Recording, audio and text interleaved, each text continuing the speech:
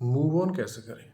जब हम कहते थे हम किसी और की वजह से दुखी और परेशान हैं, तो मूव ऑन होना उस पर डिपेंड हो जाता है।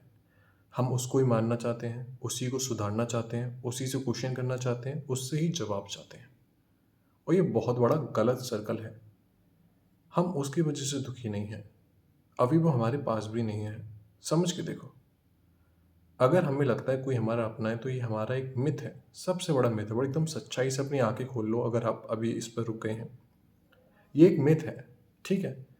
किसी दूसरे इंसान की छोड़ो, ये शरीर भी हमारा अपना नहीं है। हम थोड़े समय के लिए शरीर में, बड़े ध्यान से समझना, बड़े ही ध्यान से जीवन की रियलिटी समझो, झूठ में मत जियो। किसी भी सेकंड हमें ये शरीर छोड़ना ही है, ये तय है, पूरी तरीके से तय है।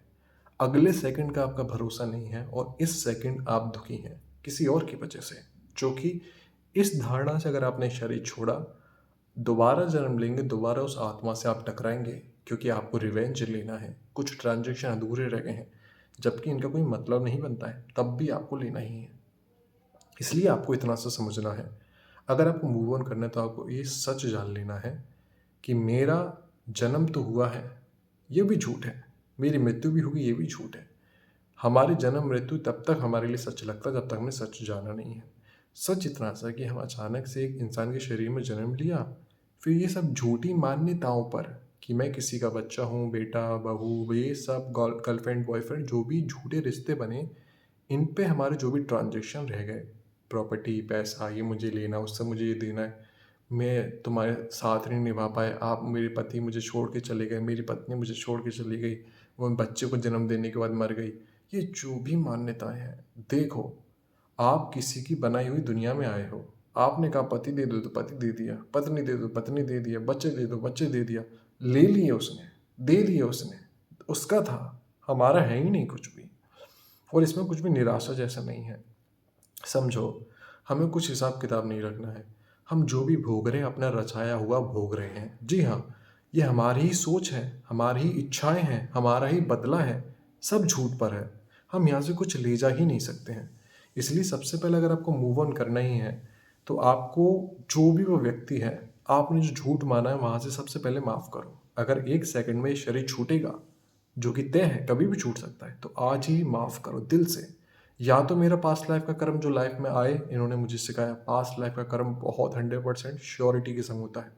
या तो नया संस्कार बना, हम ऐसे ही मिले इस जीवन में, अब वो अलग है, हम अलग हैं। दुआएं दो, बद्दुआ दोगे तो आपको उसके लिए दुआएं बाद में मांगनी पड़ेंगी, क्योंकि उसके संग गलत होगा और आप सामने होंगे।